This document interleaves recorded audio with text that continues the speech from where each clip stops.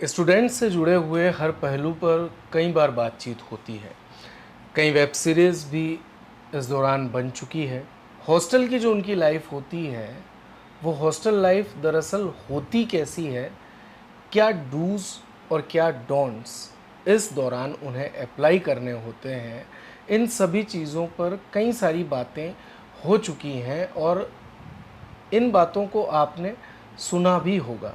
लेकिन यकीन मानिए, एक बुक इस दौरान मैं पढ़ रहा था और जब मैंने वो बुक पूरी पढ़ ली, कंप्लीट कर ली, मैं ये मानता हूँ कि उससे बेहतर जानकारियाँ और क्या करना चाहिए और क्या नहीं करना चाहिए, कैसे बचना चाहिए किन चीज़ों से, कैसे किन चीज़ों को आप इस जीवन में देख रहे हैं और उन्हें देखने का सही नज़रिया क्या होना चाहिए, ये सभी चीज़ें इस बुक के अंदर हैं।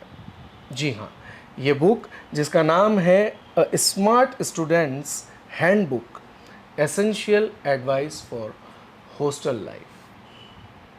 जिस तरीके से की नोट्स होते हैं ना, आप देख सकते हैं कि जैसे बच्चे अपने रूम के अंदर, हॉस्टल के रूम के अंदर नोट्स लगा करके रखते हैं, वो पेपर्स में लिख करके रखते हैं। उसी तरीके से इसका जो डिज़ाइन भी है, ये फर्स्ट पेज मैं समझता हूँ, एक कहते हैं ना कि गागर में सागर भरना, तो वो जो इसका फ्रंट पेज है, वो ही गागर में सागर भर रहा है। वो बता रहा है कि चाहे फूडी फंडाज हो, नए दोस्तों के बारे में हो, योगा और मेडिटेशन आपके जीवन में किस तरीके से हेल्पफुल हो सकते हैं, कितने ज़रूरी हैं, क्या क्या ज़रूरी है और क्या नहीं ज़रूरी है। उसके बाद प्रेशर की बात हो गई, मनी कितना मैटर करती है, रेसिंग, एडिक्शंस, एग्जामिनेशन का जो फियर है वो, और सेटलिंग डाउन। मतलब ये कंप्लीट मैं समझता हूँ कि अगर स्टूडेंट्स इस बुक को पढ़ते हैं तो यकीन तौर पर उन्हें काफ़ी कुछ हेल्प मिलेगी। मैं बात कर रहा हूँ यहाँ पर, हमारे साथ डॉक्टर सुरभि गोयल जी मौजूद हैं। बहुत बहुत स्वागत है आपका। ये गागर में सागर भर दिया आपने जी। और ये काफ़ी हेल्पफुल है बच्चों के लिए। ये किताब बच्चों के हाथ में आनी चाहिए, जी तभी वो इसकी वैल्यू समझेंगे।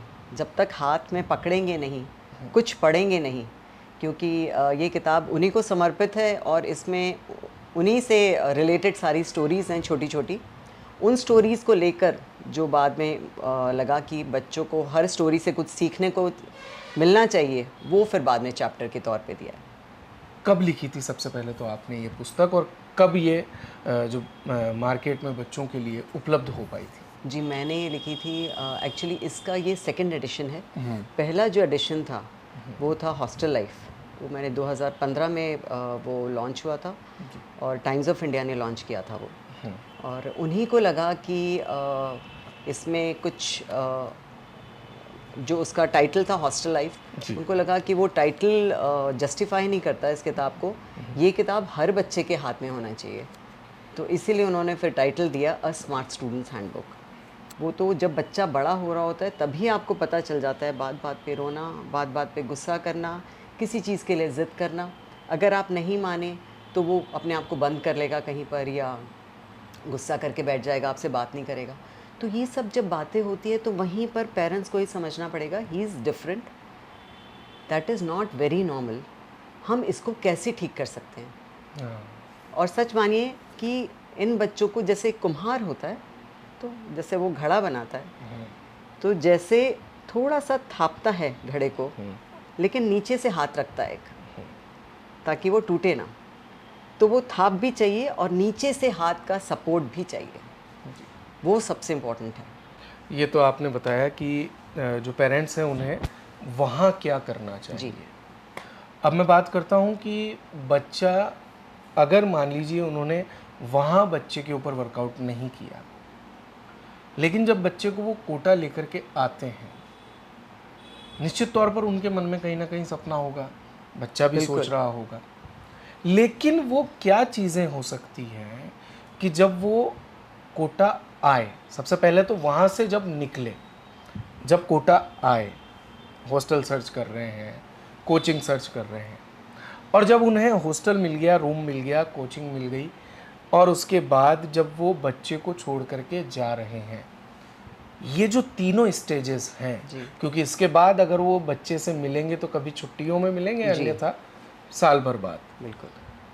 ऐसा क्या मोटिवेशन बच्चे को दे करके जाएं, या ऐसी क्या बात या क्या कुछ इन 3 स्टेजेस में हो सकता है कि बच्चा जो है वो ये समझे कि हाँ आई कैन डू इट। बच्चे का जब डिसीजन करते हैं कि उसको बाहर भेजना है, कहीं पर भी पढ़ने भेजना है, हॉस्टल में भेजना है, तो उसको 3-4 महीने पहले से ही मेंटली प्रिपेयर करना शुरू करिए कि तुमको उठना है अलार्म लगाकर।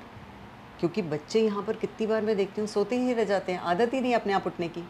पेरेंट्स 10-10 बार जगाते हैं तब उठते हैं आजकल बच्चे। तो उसको खुद उठने की, उसको ये कंडीशंस दे दीजिए कि अगर तुम ये कंडीशंस फॉलो करोगे और हमको करके दिखाओगे तब तो हम तुम्हें हॉस्टल में भेजेंगे पढ़ने के लिए, नहीं तो तुम घर पे ठीक हो। फिर ना हमारी महत्वाकांक्षा ना तुम्हारी महत्वाकांक्षा, कुछ काम नहीं आएगी। तो जल्दी उठना, टाइम से खुद अलार्म लगा के उठना, अपना बेड बनाना, एक आध बार कोई अपना ब्रेकफास्ट बना पाए, वो कैसे भी करके जो भी अपना जुगाड़ कर पाए ब्रेकफास्ट का कि क्या क्या हो सकता है। मेरी इस किताब में ब्रेकफास्ट आइडियाज़ भी है कि आप फास्ट क्या बना सकते हो। कॉर्नफ्लेक्स है या ब्रेड है, ऑमलेट है, ये सब कर सकते हैं बच्चे। तो थोड़ा सा उनको किचन में ले जाकर थोड़ा सा आदत डालिए कि कुछ अपना बना पाएँ, या फिर बाज़ार से लाकर कुछ, इवन फ्रूट्स की आदत हो, जैसे फ्रूट ला के खा लें। तो ये होता है एक सर्वाइवल टेक्निक्स कि आपका सर्वाइवल टेक्निक क्या है। फिर उसके बाद उनका रूटीन कैसा है कि आप अकेले बैठ के कितना पढ़ पा रहे हैं। कई बच्चों की आदत होती है कि मम्मी आप मेरे साथ ही बैठोगे तभी मैं पढ़ूंगा, या माँ बाप बोलते हैं कि नहीं नहीं हम तुम्हारे साथ बैठे हैं तुम पढ़ो। उनको अकेला बिठाइए और अकेले बैठ के पढ़ने की आदत डालिए। उनको ये आदत डालिए कि इंडिपेंडेंट बने वो, कि अगर वो अकेले हैं तो वो बैठ के पढ़ पा रहे हैं। इसके अलावा रात को टाइम से सोना, और फ़ोन जो आजकल एक मेजर बीमारी हो गई है, तो फ़ोन का इस्तेमाल कुछ हद तक ठीक है और बाकी हद तक नहीं। तो वो जो कुछ हद है वो बच्चों को समझाना पड़ेगा कि फ़ोन का यूज़ कितना गलत है। उनको ये कन्विंस करना पड़ेगा कि तुम्हारे भविष्य के लिए अगर तुम इतना फ़ोन देखोगे या रात को जगोगे, समय से नहीं सोओगे, तो आपको क्या नुकसान कर सकता है। ये कन्विंस करना पड़ेगा उनको। तो यहाँ पर आने से पहले ये पूरी तैयारी उनको कि रात को भी टाइम से सोना है, रात को टाइम से सोना है और सुबह टाइम से जागना है। इसके अलावा एक्सरसाइज का महत्व, जो कि हम बचपन में कभी देते ही नहीं हैं। मतलब हम लोग 30, 35, 40 के हो जाते हैं तब हमें एक्सरसाइज का महत्व पता चलने लगता है, जब हमारी डायबिटीज़ शुरू हो जाती है, जब बीपी बढ़ने लगता है। तो अगर हम अभी से बताते हैं तो बच्चों की ना केवल पढ़ाई बल्कि उनकी ओवरऑल हेल्थ हर तरह से अच्छी रहेगी। तो उनको एक्सरसाइज का एक फंडा, चाहे वो योगा हो और चाहे वो उनका कोई गेम हो जो वो खेलते हो, चाहे वो रनिंग हो, किसी भी फॉर्म में एक एक्सरसाइज आधा घंटा का रोज़ उनको करना है जी। तो उनकी बॉडी की ओवरहॉलिंग होती रहेगी। उनकी फूड हैबिट्स कि अगर अच्छा खाओगे तो ठीक रहोगे, पहला सुख निरोगी काया। अगर निरोग नहीं रहोगे, रोगी रहोगे, तो यहाँ पर पढ़ नहीं पाओगे। यहाँ पर आप देखिए जितने बच्चे हैं उनका हिस्ट्री ही ये रहती है कि कुछ दिन की 8-10 दिन की क्लासेस बीच में मिस हुई और उसके बाद सीधा उनका डाउनफॉल आ जाता है। मैं यहाँ पर आपको थोड़ा सा रोकूंगा, चूँकि आप काउंसलर भी हैं। जब आप काउंसलिंग किया करती थी तो कितने, या आज भी जब आप काउंसलिंग करती हैं, तो ऐसे कितने बच्चे होते हैं जिन्हें मैं इंट्रोवर्ट तो नहीं कहूँगा, बट मोर देन इंट्रोवर्ट, मतलब स्थिति वहाँ तक कि बच्चे बात भी नहीं कर रहे हैं या बता भी नहीं पा रहे हैं, या आप, चूँकि आप तो काउंसलर हैं, वो कुछ कहना चाह रहे हैं पर वो कह नहीं पा रहे हैं। वो क्या क्या दिक्कतें हैं जो सामने आती हैं? बच्चे जो इंट्रोवर्ट होते हैं, पहली बात तो वो इतने इंट्रोवर्ट होते हैं, एक्चुअली वही बच्चे ज़्यादातर होते हैं जो थोड़ा सा डिप्रेशन की तरफ जाते हैं, जो इंट्रोवर्ट बच्चे होते हैं, क्योंकि किसी से बात नहीं करते हैं।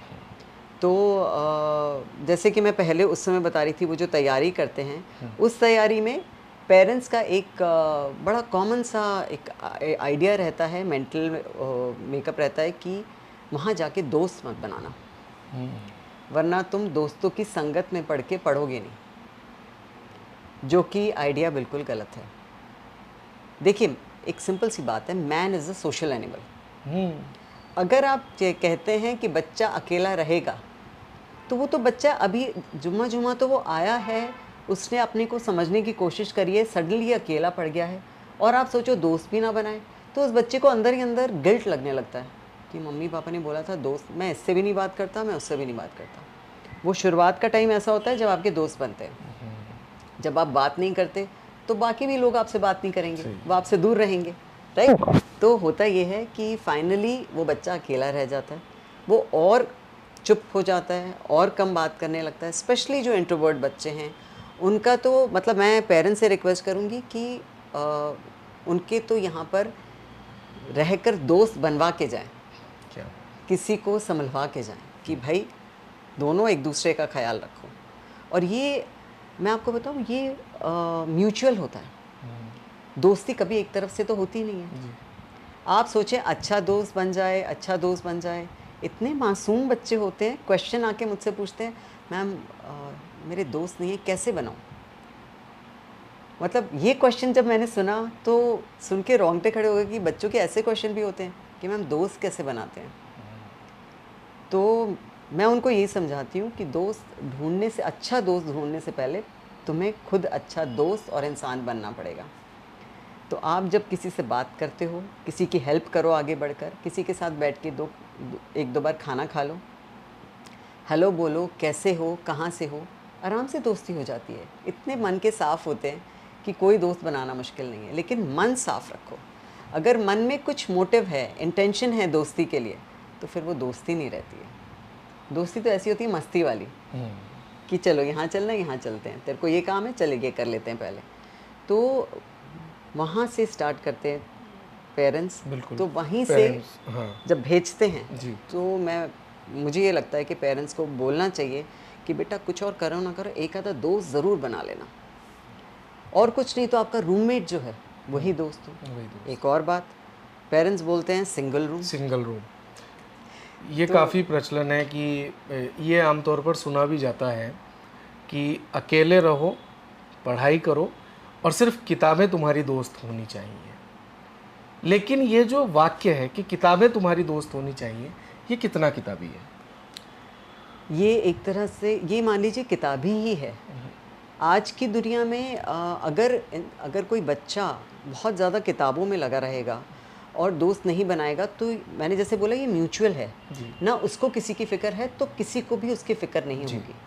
उसकी तबीयत ख़राब हुई, उसको वो उदास हुआ, उसको किसी की बात करने की ज़रूरत हुई, या कोई इम्पोर्टेंट काम आ गया जो उसको कहीं जाना पड़ गया, उसके पास कोई है ही नहीं अपने मन का हाल बताने के लिए, तो वो इतना अकेला पड़ जाता है। उधर क्या हो रहा है कि अगर आप टेंशन में हो तो आप अपने पेरेंट्स से भी बात करते हुए हिचकिचाते हो, क्योंकि पेरेंट्स बोलेंगे हमने तुम्हें पढ़ने भेजा कि टेंशन करने भेजा, अभी तक नंबर क्यों नहीं आया, उसके नंबर इतने अच्छे आ गए, तुम्हारे नंबर नहीं आए।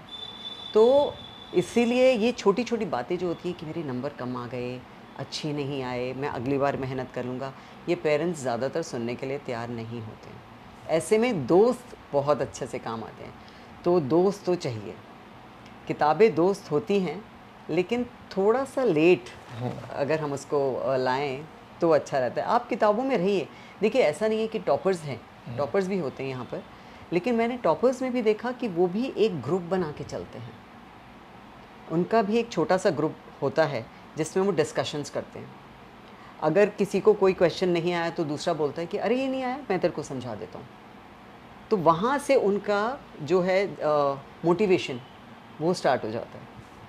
और बाकी जो लोग करते हैं उनके तो रहते ही हैं फ्रेंड्स, लेकिन कुछ परसेंटेज डेफिनेटली ऐसी है जो कमरे में बंद रहती है, क्लास जाती है, अटेंड करते हैं और वापस आते हैं, फिर कमरे में बंद, मेस जाते हैं, चुपचाप अकेले बैठ के खाना खाते हैं, फिर कमरे में बंद। वो जो लोग हैं गिने चुने, वो जो बच्चे हैं, उन पे ध्यान देना बहुत ज़रूरी है। और उन्हीं के पेरेंट्स को मैं कहूँगी कि बहुत समझाना पड़ेगा कि प्लीज़ प्रमोट करें कि वो लोगों से बातचीत करें और अपने फ्रेंड्स बनाएं, क्योंकि उसके बिना यहाँ पर सर्वाइवल बहुत मुश्किल है।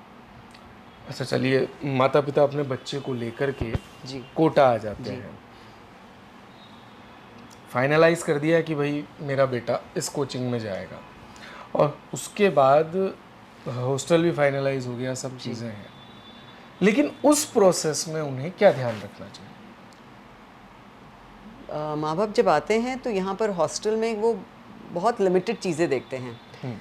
तो जैसे हॉस्टल की लोकेशन कहाँ पर है, सबसे पहले तो कोचिंग के नज़दीक पड़ जाए, कोचिंग के नज़दीक है कि वॉकिंग नहीं। डिस्टेंस जी हो। हाँ, वॉकिंग डिस्टेंस हो, कोचिंग के बिल्कुल पास हो, उसमें ना तो आपके पेट्रोल के पैसे, ना ही आपका पोल्यूशन का एक्सपोजर, और ना ही टाइम।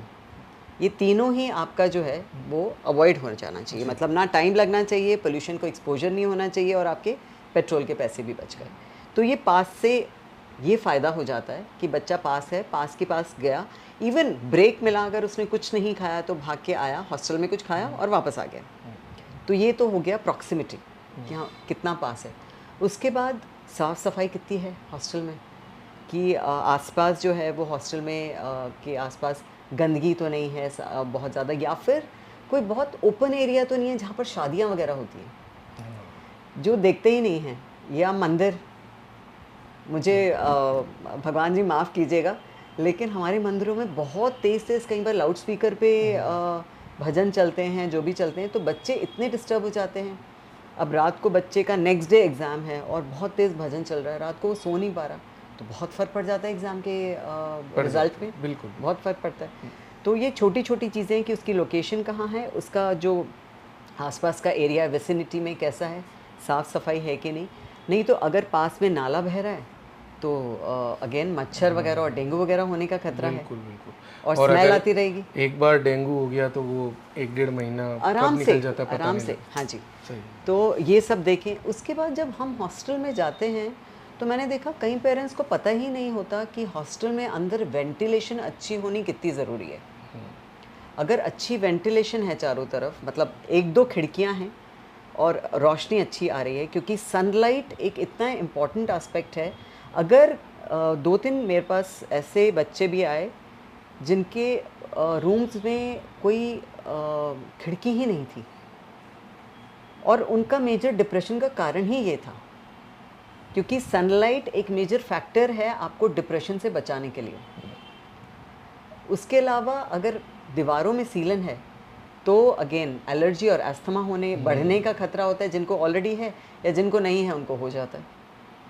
तो अंदर जाएं, ड्रेनेज कैसा है, पानी तो नहीं भरता, और दीवारें कैसी हैं, वेंटिलेशन है कि नहीं, ये सब देखकर फिर फाइनलाइज करें। पानी वहाँ पर मिलता है नहीं मिलता, बच्चे को बाहर से तो नहीं लाना पड़ेगा। खाना अगर मिलता है तो कैसा मिलता है, मेस कैसा है, ख़राब तो नहीं है, रेगुलर है कि नहीं है, मेस के जो लोग हैं वो ठीक से वेल ड्रेस्ड हैं कि नहीं है, मतलब साफ़ सुथरे हैं कि नहीं है। तो ये सारी ही चीज़ें बच्चे के यहाँ पर रहने में इतना मैटर करती है कि ये मान लीजिए कि अगर थोड़ा सा भी आपको फ़र्क नज़र आ रहा है, एक थोड़ा ख़राब है, थोड़ा अच्छा है, और थोड़े में पैसे की वजह से थोड़ा फ़र्क नज़र, तो वो इन्वेस्टमेंट जो ज़्यादा वाला इन्वेस्टमेंट है वो डेफिनेटली करना बेटर है। आप बहुत कॉम्प्रोमाइज़ कर देते हैं, आप इतने दूर अपने बच्चे को भेज रहे हैं, अपने लाडले को लाडली को भेजते हैं, और आप बहुत ज़रा से उस पर कॉम्प्रोमाइज़ कर देते हैं कि ये हॉस्टल सस्ता है क्योंकि यहाँ पर ये चीज़ें हैं और जो भी है, और वो वाला हॉस्टल इतना महंगा है। तो वो देखिए, कंपेयर करिए। और कई बार मतलब जो अब तो इस बार तो और भी मतलब मैंने देखा कि जो रेट्स हैं काफ़ी कम हो गए हैं, तो very welcoming, Kota is very welcoming now. तो जहाँ तक हो सके पूरा हॉस्टल को देखभाल कर, सिक्योरिटी बहुत इम्पॉर्टेंट है कि आसपास का इलाका कैसा है, कोई ऐसा इलाका तो नहीं है जहाँ पर बिल्कुल ऐसे ही लोग घूमते हैं, या फिर सामने ख़राब दुकानें हैं, क्योंकि वही है कि बच्चों को सिगरेट की इसकी लत लगते हुए देर नहीं लगती है। तो थोड़ा सा आसपास देखकर, विसिनिटी देखकर ही अगर हम हॉस्टल डिसाइड करते हैं तो वो अच्छा रहता है। रूममेट एक बहुत इम्पॉर्टेंट वो फ्रेंडशिप के बारे में आपने जी बताया अभी। हाँ, एक दोस्त होना चाहिए, लेकिन एक अच्छा दोस्त होना चाहिए। अच्छा दोस्त, और अच्छे दोस्त की परिभाषा अभी हमने मैम से सुनी।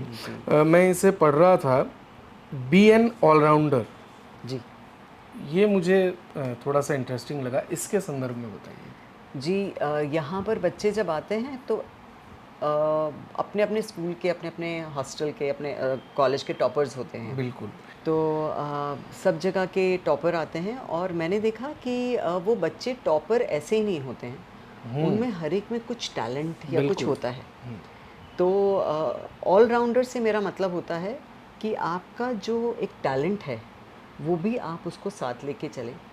10-15 मिनट दिन के, सिर्फ 10 मिनट मैं तो कहती हूँ, अगर आप गिटार बजाने के शौकीन हैं या आप गाने के शौकीन हैं या आप डांस के शौकीन हैं, तो 10 मिनट उस टैलेंट को ज़रूर दें, क्योंकि वो टैलेंट आपको न केवल खुशी देगा बल्कि आपकी जो लाइकिंग है आसपास वो भी बढ़ा देगा कि अरे वो देखो कितना बढ़िया गाता है, आपने सुना उसको। तो वो जो अंदर से आपको खुशी मिलेगी उससे आपकी पढ़ाई बेहतर ही होगी, ख़राब नहीं होगी। अभी तो यहाँ पर कोटा में चारों तरफ वो टैलेंट राउंड्स और पता नहीं क्या क्या क्या क्या चलते हैं, तो बच्चे खूब गाते बजाते हैं और अपने को अपनी प्रस्तुतियाँ देते हैं। तो ऑलराउंडर में अपार्ट फ्रॉम एकेडमिक्स तो यहाँ पर आप पढ़ने आई हैं। जब हम ऑलराउंडर एक सोचते हैं तो हम ऐसी पर्सनालिटी सोचते हैं जो अप्रोचेबल होती है। अगर किसी को दिक्कत है आप उससे जाके बात करते हैं कि तुम्हें क्या दिक्कत है, तुम्हें दवाई की ज़रूरत है, लो मैं ला देता हूँ। ना कि ऐसे कि हाँ जो वो हो रहा है होता रहे, मैं तो अपना पढ़ता हूँ। तो वो जो सेल्फिशनेस आ जाती है, वो अगर आप अच्छा इंसान ही नहीं बन पा रहे तो अच्छे इंजीनियर या अच्छे डॉक्टर बनने का तो बहुत ही दूर का सपना है आपका। तो सबसे पहले कंप्लीट ऑलराउंडर का मेरा मतलब होता है कि एक अच्छी पर्सनालिटी, एक अच्छा इंसान। तो आप पढ़ाई अपनी रेगुलर करिए, अपना जो एक छोटा सा टैलेंट है उसको ज़रूर फॉलो करें, बी काइंड, जिसकी हेल्प कर पाएँ उसकी हेल्प करें, और दिमाग का काम ले, किसी की बातों में ना आए। जैसे यहाँ पर आज ही हमारे न्यूज़पेपर में था कि ऑटो वाले थोड़ा ज़्यादा चार्ज कर लेते हैं। बिल्कुल। या फिर कोई भी छोटा मोटा इंसान होता है, वही बच्चा देखता है तो थोड़ा सा लगने लगता है। तो आप थोड़ा अपना दिमाग लगाइए, आप बड़े हो चुके हैं, इतना समझते हैं, तो मुंह में ज़ुबान और जेब में पैसे हैं आपके, तो बात करिए कि क्यों, सबसे बात करिए कि यहाँ से यहाँ तक जाने का कितना किराया होता है, या ये फल क्या भाव चल रहा है, तो पता करके फिर लीजिए। तो बी स्मार्ट। तो ये होता है ऑलराउंडर, जो कि बातों में नहीं आता, अपने हिसाब से अपना दिमाग लगा के चलता है। आंखें खोल के रखिए आसपास क्या चल रहा है, कहाँ क्या दिक्कत आ रही है, अगर नल बह रहा है तो क्यों बह रहा है। मतलब ये छोटी छोटी बातें हैं जो आपको हर चीज़ में इंटरेस्ट लेकर और आपको फिर ऑलराउंडर बनाती है। लेकिन जब अब माता पिता उसे छोड़ करके यहाँ से जा रहे हैं तो उन्हें क्या ध्यान रखना चाहिए? बच्चे को क्या ध्यान रखना चाहिए वो बात हम कर रहे हैं जी। लेकिन माता पिता को अब लास्ट यहाँ पर उनकी ड्यूटी मैं समझता हूँ ख़त्म नहीं, यहाँ से अब चालू होती है। जी। तो क्या है? देखिए, सबसे पहले तो माता पिता को सबसे इम्पोर्टेंट है कि बच्चे को एक बार गले लगाकर सिर्फ ये बोलना है कि चाहे कुछ भी हो जाए हम तुम्हारे साथ हैं। चाहे कुछ भी हो जाए, चाहे तुम्हारे नंबर कम आए, चाहे ज़्यादा आए, चाहे तुम्हारे को कोई दिक्कत आ जाए, तुमने कुछ भी गलत किया हो, जो बात है हम तुम्हारे साथ हैं, हमसे बात करो। कोई भी तुम्हें टेंशन हो छोटी सी छोटी, तो हम हैं। हो सकता है हम डांट दे थोड़ा सा, क्योंकि हाँ, माँ बाप है। बिल्कुल। तो ये बात उनको उसको बोलनी ही पड़ेगी, उसको समझानी ही पड़ेगी कि हमारी बातों को कई बार सुनो और यहाँ से निकालो, टेंशन मत लो, जो है एक बार बताओ, पर बताओ, क्योंकि ये पक्की बात है कि हमसे ज़्यादा फ़िक्रमंद तुम्हारे लिए और कोई नहीं है इस धरती पर। सही। अनकंडीशनल लव बिल्कुल। जैसे कहते हैं, और कोई नहीं देगा तुम्हें। तो वो अनकंडीशनल लव है माँ बाप का। तो पहली बात तो ये बच्चे के लिए हिदायत है, छोड़ने से पहले एक बार उसको गले से लगाकर ये बात ज़रूर बोलें। दूसरी बात कि जब जाते हैं तो 2-3 फ़ोन नंबर लेके ज़रूर जाएं। एक उसके रूममेट का, एक उसका हॉस्टल के ओनर का, हॉस्टल का जो वार्डन है उसका, और एक आधा कोई इंस्टीट्यूट में कोई आजकल मिलते भी हैं नंबर्स, तो एक इंस्टीट्यूट का नंबर, ये 3 नंबर अपने पास रखें कि अगर कोई दिक्कत हो तो फ़ौरन फ़ोन करके पूछें कि क्या दिक्कत है। एक बार बेटा जैसे फ्रेंड से फ़ोन करके पूछ ले, सबसे अच्छा तो उससे अच्छा कोई बता नहीं सकता। इसीलिए मैंने कहा कि आप इतना ज़्यादा यकीन कर सकते हैं कि बेटा उसका फ़ोन नहीं मिल रहा, वो ठीक है, तो वो बताएगा कि नहीं आज तो मैं उससे मिला नहीं। तो वहाँ पर आपका थोड़ा दिमाग चलना शुरू हो जाता है कि अरे उससे मिला नहीं वो तो आज। फिर आप हॉस्टल वाले को फ़ोन करते हो कि आप देखिए कहाँ पर है वो। तो वहाँ से फिर आप थोड़ा सा फॉलो अप करना शुरू करते हैं। बार बार बच्चे को फ़ोन ना करें। जब यहाँ से छोड़ के जा रहे होते हैं तो दिमाग में ये ठान लें कि बार बार बच्चे को फ़ोन नहीं करना। उसको ये बताना है कि हमें तुम्हारे ऊपर पूरा फेथ है, ट्रस्ट है, भरोसा है, हमें पता है कि तुम कर लोगे, लेकिन ना कर पाओ तो भी हम हैं, तो भी कोई दिक्कत नहीं है, हज़ारों रास्ते हैं, सब ठीक हो जाएगा। पर अपना पूरा मन लगा के देना, जो जितना भी मेहनत कर सकते हो पढ़ाई में वो करना। अपनी सेहत का पूरा ध्यान रखना सबसे इम्पॉर्टेंट है। खाना पीना अच्छा रखना। थोड़ा सा देख लीजिए कि आसपास की जो दुकानें हैं वो बच्चे को दिखा दीजिए कि ये यहाँ से तुम दूध ला सकते हो, यहाँ से फल ख़रीद सकते हो। बेशक उनसे बात कर लें कि हमारा बच्चा आपके पास आएगा रेगुलरली, तो यहाँ से, या बांध दें कि आप दूध दे के जाइए इनको या फल रेगुलर दे जाइए या जो भी है इस टाइप से। और बाकी उसके एक्सपेंसेस कितने आए उसका एक मोटा मोटा जो आइडिया होता है, वो मोटा मोटा आइडिया आपको होना चाहिए कि यहाँ पर बच्चे के रहने के जो एक्सपेंसेस हैं हॉस्टल वगैरह के अलावा वो और कितने आते हैं। क्योंकि मैंने देखा है कि कई बच्चे अपने पेरेंट्स को काफ़ी अंधेरे में रख के और बहुत फ़ायदा उठा लेते हैं। वो बोलते हैं हमारा ये खर्चा हो गया, ये खर्चा हो गया, ये खर्चा हो गया, और वो पैसे लेते रहते हैं, और वो पैसे फिर वो गलत तरीके से काम में लेते हैं। तो जाने से पहले ये करें, और जाने के बाद वहाँ पर बच्चे से बोल दें कि एक हमें टाइम बता दो जो तुम्हारे लिए अच्छा है, हम उस टाइम पे फ़ोन करेंगे, या तुम कर लो हमें, लेकिन हम बार बार डिस्टर्ब नहीं करेंगे। मैं आप ही से जानना चाहूँगा इस संदर्भ में पूरा, क्योंकि यही वो स्टेज है जिसके बाद हम समझ सकते हैं कि एक भयावह सच जिसका सामना हम नहीं करना चाहते, लेकिन वो सामने आकर के खड़ा हो जाता है। कैसे बचें बच्चे इससे?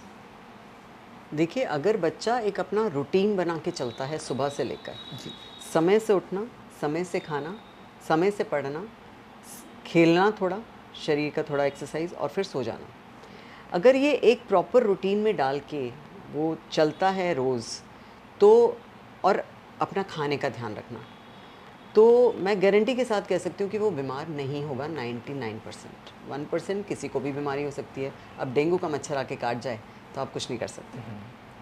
तो लेकिन उसमें भी आप ये कर सकते हैं कि अगर आप लगातार रोज़ उस टाइम पर साल के उस टाइम पर जो यही टाइम होता है जुलाई, अगस्त, सितंबर, अगर आप ओडोमॉस निकाल के लगा के और बाहर निकलते हैं तो आपको मच्छर भी नहीं काटेंगे, आप उससे भी बच सकते हैं। तो हम ज़्यादातर सारी बीमारियों से बच सकते हैं। ये पहले तो मेन बीमारियां तो ये हैं, जैसे है रूटीन का खांसी ज़ुकाम है, आपने बहुत ज़्यादा ठंडा पानी पी लिया, या एकदम से आपने कुछ ठंडा खा लिया, उससे गला ख़राब हो जाता है, या फिर आसपास आपको पता चल रहा है कि खांसी ज़ुकाम के बच्चे हैं, आप उनसे ज़्यादा बात कर रहे हैं, तो मास्क पहन लें, आप उससे ऐसे बच सकते हैं। तो ये खांसी ज़ुकाम है। डेंगू, मलेरिया, डेंगू का मैंने जैसे बताया, मलेरिया, और मलेरिया का भी वही है। जॉन्डिस बहुत कॉमन रहता है यहाँ पर बच्चों को, वो इसलिए क्योंकि खाना ठीक नहीं खाते। देखिए, आपकी वही, मैंने वापस वही बात आ जाती है, अगर आपने हॉस्टल ऐसा चूज़ करा है जहाँ की मेस अच्छी नहीं है, खाना अच्छा नहीं दे रही है, मेस का खाना ख़राब है या हाइजीनिक नहीं है, तो वहाँ पर फिर जॉन्डिस होने के चांसेस होते हैं, हेपेटाइटिस होने के चांसेस होते हैं। अगर आप अपना खाने का बहुत ध्यान रखेंगे, बाहर खाना नहीं खाएंगे, स्पेशली बारिश के मौसम में पानी पूरी खाना या बाहर का और कुछ भी खाना वो अवॉइड कर देंगे। हॉस्टल में खाना इसलिए सेफ़ होता है क्योंकि हॉस्टल वाले रिस्पॉन्सिबल रहते हैं आपके लिए, बिल्कुल जवाबदेही रहती है उनकी। तो इसीलिए हॉस्टल का खाना थोड़ा सा ख़राब है, थोड़े घर के मसाले ले आओ, मसाले डाल लो ऊपर से। हॉस्टल का खाना बहुत, मैं नहीं कहूँगी कि बहुत अच्छा होता है, लेकिन थोड़े से घर के मसाले ला के डाल लो, थोड़ा सा मैनेज कर लो, और 2 साल 3 साल निकाल लो। कोई खाने को इतना महत्व नहीं देना चाहिए। मेन बात है हाइजीनिक और पौष्टिक खाना खाओ, वो बहुत इम्पॉर्टेंट है। वो आपके लिए यहाँ पर रहने में, सस्टेनेबिलिटी में आपको हेल्प करेगा। तो यहाँ पर रह के इसका ध्यान रखना है। उसके बाद जो हम डिप्रेशन की अगर बात करते हैं, तो डिप्रेशन कुछ कारणों से आता है। सबसे पहले तो बच्चे में आदत है कि वो छोटी छोटी बातों पे टेंशन लेता है। तो जैसे शुरुआत में बच्चा आया, टॉपर है और टॉप कर रहा है, वो अच्छा उसका नंबर आ गया, लेकिन एक दो टेस्ट कोई ऐसे हुए जिसमें वो बिल्कुल डाउन आ गया, नंबर कम आए, कुछ समझने में दिक्कत आई या जो भी दिक्कतें उसको आई, जैसे ही नंबर नीचे आए वो अपनी क्लास में बहुत पीछे हो गया। अब ये जो स्पेशली जो बहुत हाई रैंकर्स होते हैं ये सहन ही नहीं कर पाते ये, तो उसको वो लेना बड़ा मुश्किल होता है। पर ऐसे बच्चे जो होते हैं वो ज़्यादातर संभल जाते हैं, थोड़ा सा और मेहनत करके फिर वो आगे चल देते हैं। लेकिन एक ऐसा बच्चा है जो बहुत टॉपर भी नहीं रहा, जिसको पढ़ाई का बहुत ज़्यादा रुझान भी नहीं रहा, लेकिन डॉक्टर बनने का इंटरेस्ट है, वो यहाँ पर आता है, वो कंपटीशन में रहता है, लेकिन वो नहीं कर पाता जैसा उसने सोचा होता है या उसके पेरेंट्स ने जैसा एक्सपेक्ट किया होता है। पेरेंट्स ये सोचते हैं कि कोटा आ गए मतलब डॉक्टर बन गए, कोटा आ गए मतलब इंजीनियर बन गए। उनको नहीं पता कि उसके जो जर्नी होती है वो कितनी ज़्यादा टफ होती है। तो वहाँ से वो बच्चा, जैसे लैंग्वेज प्रॉब्लम आ जाती है बहुत बड़ी। यूपी और बिहार के जो बच्चे होते हैं उनको लैंग्वेज प्रॉब्लम रहती है, इंग्लिश कई बार बहुत अच्छी समझ में नहीं आती। तो कोटा में एक बहुत बड़ा एडवांटेज है कि सारी क्लासेस मिक्स लैंग्वेज में होती हैं, आराम से हिंदी में बहुत इजी लैंग्वेज में समझाते हैं। बिल्कुल। तो वहाँ से वो समझ भी लेता है, लेकिन ग्रास्पिंग पावर बच्चों की कम होती है, तो वहाँ से उसका थोड़ा सा डाउनफॉल शुरू होता है। बच्चा थोड़ा सा जैसे ही डाउनफॉल होता है वो अपने घर पे बताने की हिम्मत ही नहीं कर पाता कि मेरे तो नंबर नहीं आ रहे, और वो ये बोलता है नहीं मेरे तो अच्छे नंबर आ रहे हैं, तो उसकी हिम्मत नहीं होती है। जब ऐसा होता है तो फिर वो क्लासेस जाना भी कम करता है, क्योंकि उसका मन नहीं लग रहा होता, पढ़ाई नहीं हो रही है किसी भी कारणवश। तो अगर पढ़ाई नहीं हो रही है तो उसका क्लास में जाने का मन भी नहीं करेगा, उसका क्लास में जाने का मन नहीं करता, वो अपने कमरे में रहता है। डिप्रेशन ये कि मैं घर वालों से भी नहीं बात कर सकता, फिर धीरे धीरे करके वो मेस में भी जाना बंद करता है। थोड़ी देर के लिए निकला, कुछ खाया तो खाया, नहीं तो ऐसे बच्चों के फ्रेंड्स भी नहीं होते हैं, क्योंकि पेरेंट्स ने बोला होता है जो बच्चा पढ़ाई में अच्छा ना हो उसके बाद सही है, उसको दोस्त मत बनाना। ऐसा कुछ नहीं होता, बच्चे तो इतने सीधे साधे होते हैं कि हर एक को अपना दोस्त बना के चलते हैं, लेकिन ये बच्चे को करना पड़ेगा कि दोस्त बनाए। तो वो दोस्त ही फिर प्रमोट करते हैं कि तू क्यों नहीं पढ़ रहा, क्या दिक्कत है, इस टॉपिक में दिक्कत है, चल मैं पढ़ा देता हूँ। तो वहाँ से फिर वो डिप्रेशन उसका शुरू होता है। कई बार तो वो ठीक हो जाता है किसी भी तरह से, जब लोग उसको पहचान लेते हैं, कुछ बच्चे बुला लेते हैं, पेरेंट्स को बुला लेते हैं, लेकिन कई बार नहीं होता। और ऐसे बच्चे, दुख की बात यह है, ऐसे बच्चे हमारे तक नहीं पहुँचते, काउंसलर तक अपने आप नहीं आते। मेरे पास आज तक के रिकॉर्ड में 2 बच्चे आए हैं जिन्होंने सुसाइड की कोशिश करी, दोनों के फ्रेंड्स लेके आए हैं उनको। एक का सुसाइड नोट हाथ में लेके आए कि मैडम ये सुसाइड नोट रात को इसने लिखा था, और एक सुसाइड करने जा रहा था और मैंने इसको रोक लिया। दरवाजे पे दस्तक उसी समय हो गई। पूछना नहीं चाहिए, लेकिन चूंकि अब बात यहाँ तक आई है, एक बहुत ऐसे इशू पे हम चर्चा कर रहे हैं, तो क्या था उस सुसाइड नोट में जब आपने पढ़ा? उस सुसाइड नोट में ये था, मैं आपको बताऊं, उसकी कहानी ये थी बच्चे की, कि उसका चाचा का लड़का भी साथ में आया था उस बच्चे का, और दोनों का एक ही रूम था। जैसे कि मैंने कहा कि हम किसी भी मछली को पेड़ पे चढ़ने के लिए नहीं बोल सकते, तो दोनों की फितरत अलग अलग है। चाचा का बच्चा जो था वो पढ़ाई में बहुत अच्छा हो गया, ये जो है ये थोड़ा पीछे हो गया, तो इसको अपने ऊपर थोड़ा ग्लानि आने लगी कि मैं पीछे हो गया, मैं तो। उधर से पेरेंट्स का फ़ोन ये आता था, वो तो अच्छा पढ़ रहा है, पैसे तो दोनों के ऊपर इकट्ठे खर्च हो रहे हैं, सेम खर्च हो रहे हैं, फिर तुम क्यों नहीं कर पा रहे? सेम घर के हो, सेम खून है, फिर तुम क्यों नहीं कर पा रहे? तो वहाँ से करते करते वो इतना, तो जैसे दिवाली का टाइम आया तो चाचा का लड़का तो चला गया घर, ये नहीं गया। हाँ। तो वो यहीं पर रहा कि नहीं मैं बैठ के पढ़ूंगा, मैं इम्प्रूव करूंगा। तो कैसे भी करके या तो अकेला रहा या जो भी रहा, वहाँ पर उसके अंदर वो भर गया बिल्कुल। तो वो समय ऐसा आया कि एक समय ऐसा आया जब वो बिल्कुल ही मतलब लगा फांसी का फंदा लगा के और वो करने लगा।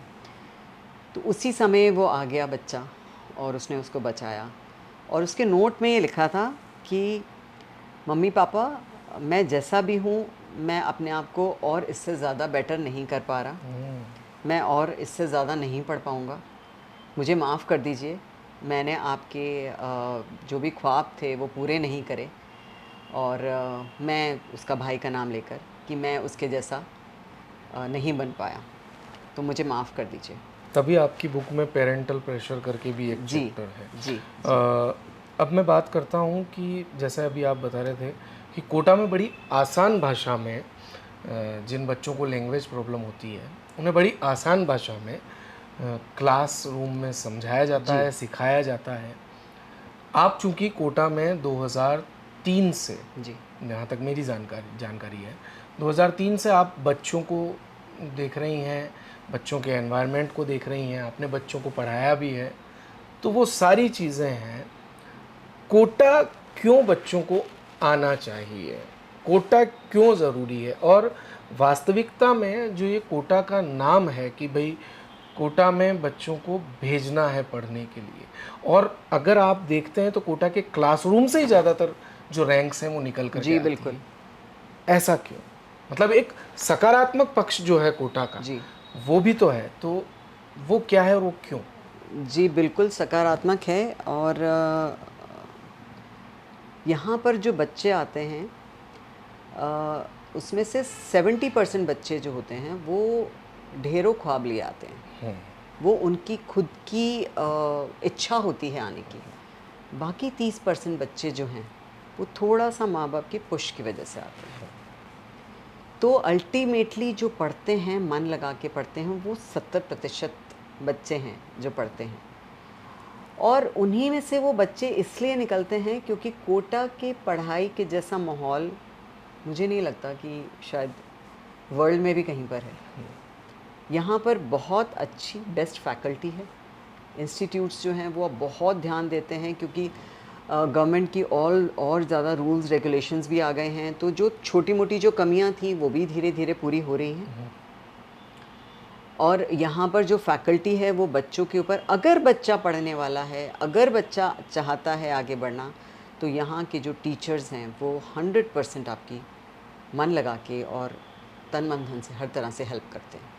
जो इंस्टीट्यूट है, अगर आप पढ़ाई में बहुत अच्छे हैं और अगर आपको फाइनेंशियल दिक्कत है तो भी इंस्टीट्यूट आपका काफ़ी ज़्यादा हद तक आपकी फ़ीस जो है वो माफ़ करते हैं और आपका हर तरह से सहयोग करते हैं। तो कोटा में जो माहौल मिलता है, जो फैकल्टी मिलती है, टीचर्स जो मिलते हैं, वो आपको और कहीं भी नहीं मिलेंगे। तो यहाँ का जो माहौल है थोड़ा सा कहीं ना कहीं पर कुछ पहले जो कमियाँ थी वो अब बहुत बेटर हो रही हैं। और टीचर्स तो मैं ये मानती हूँ कि टीचर्स कोटा के टीचर्स जैसे कहीं नहीं हैं, बहुत अच्छा पढ़ाते हैं। मेरा खुद का बेटा भी 12th में है, बहुत बहुत खुश है वो। और वो कहता है कि जो हम कभी सोच ही नहीं सकते थे कि इतने डिटेल में इतने अच्छे टॉपिक्स, तो बच्चे जो अच्छा पढ़ना चाहते हैं वो बहुत खुश रहते हैं इस पढ़ाई से। क्योंकि अगर आप किसी भी अच्छे पढ़ने वाले बच्चे से पूछेंगे तो वो यही कहेगा कि ऐसी पढ़ाई और कहीं भी नहीं है। पढ़ाई भी नहीं है और एनवायरनमेंट की भी बात करूँ, दूसरी चीज़ जो आम लोग हैं यहाँ के, जब बच्चा कोई रूम लेकर के रहता है या कोई हॉस्टल में रह रहा है तो हॉस्टल के जो मालिक हैं या जो संचालक हैं वो भी बच्चों का मतलब ध्यान रखते हैं, वार्डन भी खास करके एक एक को नाम जी, से अब तो पहचानना। यहाँ पर बहुत वो गेट कीपर सर्विसेज और वो सारे वो जो भी कैंपेन चली है, गेट कीपर कैंपेन, मतलब उसमें हॉस्टल वार्डन्स हैं, चाहे बाहर के कुछ लोग हैं या जो भी हैं, वो सारे इतना ज़्यादा इन्वॉल्व हो गए हैं कि हर इंसान को अब ये लगता है कि कैसे भी करके ये बच्चे आके पढ़ें और सुरक्षित रहें। क्योंकि एक अजीब सा एक मन में डर सा बैठ गया कि क्या ये बच्चा दुखी तो नहीं है, ये बच्चे में कोई ऐसा मन में कोई उल्टा सीधा ख्याल तो नहीं चल रहा। तो अब ये हर हॉस्टल वाला और हर पीजी वाला और इंस्टीट्यूट वाले ये बहुत ज़्यादा इस पे काम करना मतलब हर तरह से हाईएस्ट लेवल से लोएस्ट लेवल तक इस पे काम चल रहा है और काफ़ी अच्छे से काम चल रहा है। सो आई होप कि ये अब थोड़ा सा एक पॉजिटिव रुख ले और बच्चे थोड़ा सा अपने को असेस करके कि क्या उनका रुझान है, कितना एप्टीट्यूड और एटीट्यूड दोनों का होना बहुत ज़रूरी है। पेरेंट्स से ये रिक्वेस्ट है कि बच्चों का, क्योंकि पेरेंट्स से बढ़ के बच्चों के बारे में जानकारी किसी को नहीं हो सकती। आप सोचें कि आपका बच्चा पढ़ाई में 50% ला रहा है, वो बिल्कुल बेकार है, पर उसका कहीं ना कहीं और रुझान होगा, वो किसी और चीज़ में अच्छा होगा।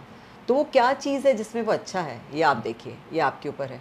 आप किसी भी काउंसलर के पास ले जाएंगे या करियर काउंसलिंग कराएंगे तो भी उतना अच्छा नहीं बता पाएंगे जितना आप अपने बच्चे को खुद असेस कर सकते हैं। क्या इंटरेस्ट है उसका, क्या किस चीज़ में वो इंटरेस्टेड नहीं रहता, उसको पुश मत कीजिए, क्योंकि पुश करेंगे तो वो कर नहीं पाएगा। वो एक स्टेज आएगी जब वो छोड़ के चला जाएगा। इसीलिए आपने नोटिस करा होगा कि आईआईटी में पहुंचकर भी बच्चे ड्रॉप करते हैं। वो अपने पेरेंट्स को बोलते हैं, आप चाहते थे हम आईआईटी क्रैक कर लें, हमने आईआईटी क्रैक कर ली, आपका सपना पूरा हुआ, अब हम अपना सपना पूरा करेंगे। तभी हमें कोई चेतन भगत, कोई पंचायत के डायरेक्टर दीपक मिश्रा, कोई टीवीएफ के जो निर्माता हैं अरुणाब कुमार, ऐसे लोग जो हैं वो देखने को मिलते हैं, काफ़ी लोग हैं। एक कविता भी इसमें लिखी हुई है, don't die just cry, if you feel you ought to die all you actually need is to cry. लेकिन मैं चाहूँगा कि इस कविता का जो हिंदी रूपांतरण है जो मैम ने किया हुआ है, मैं चाहूँगा कि वो खुद आपकी आवाज़ में हम सुने और तब उसका जो एक सरल संदेश है वो शायद हमारे दर्शकों तक सीधा पहुँच पाएगा। इसका शीर्षक है, आत्मघात का कभी ना तू विचार कर। आत्मघात का कभी ना तू विचार कर, थोड़ी सी बात कर कर हल्का ये गुबार कर। आशा निराशा से कहीं परे वो अपने जो तेरी फ़िक्र करें, एक बार तो उनका ख्याल कर। खुल के मन की बात बोल किसी से, हल्का ये गुबार कर। चिंता और डर को तू मन से निकाल दे, चिंता और डर को तू मन से निकाल दे। रीढ़ को सीधा कर खुद को संभाल ले, जोश और उत्साह से खुद को सराबोर कर। चल थोड़ा सा रो ले, हल्का ये गुबार कर। अपने अंतस में पल भर झांक कर देख, अपने अंतस में पल भर झांक कर देख। मुस्कान ले आएंगी यादें बातें अनेक। आंखें मूंद ज़रा पल भर को विचार कर। एक फ़ोन तो मिला ज़रा, हल्का ये गुबार कर। ज़िंदगी एक राह है, यह कोई मंजिल नहीं। कभी होगा इम्तिहान, कोई उपलब्धि कहीं। अपनी लाचारी बताकर तू इसे ना हलाल कर। बैठ कुछ दोस्तों के संग, हल्का ये गुबार कर। कोटा शहर है सुर्खियों का, नहीं ये इतना बेरहम। देगा तेरा लक्ष्य तुझको, अगर जुनून में है दम। पराया ना मान इसे, तू अब परिवार कर। फूट कर रोले भले, हल्का ये गुबार कर। आत्मघात का कभी ना तू विचार कर। दिल की बात कह किसी से, हल्का ये गुबार कर। तो ये जो दिल की बात है, ये आप सुन रहे थे मन की बात, दिल की बात डॉक्टर सुरभि गोयल की, जो आज कर रही थी भारत कवरेज के ज़रिए हज़ारों, लाखों, करोड़ों स्टूडेंट्स से। कैमरामैन अक्षुन थे, हमारे साथ दिनेश कुमार सहयोगी के साथ आप देख रहे थे भारत कवरेज का ये ख़ास कार्यक्रम। दिन भर की सारी अपडेट्स के लिए सब्सक्राइब करें भारत कवरेज को और हाँ, बेल आइकन दबाना ना भूलें ताकि आप रहे अपडेटेड हमेशा।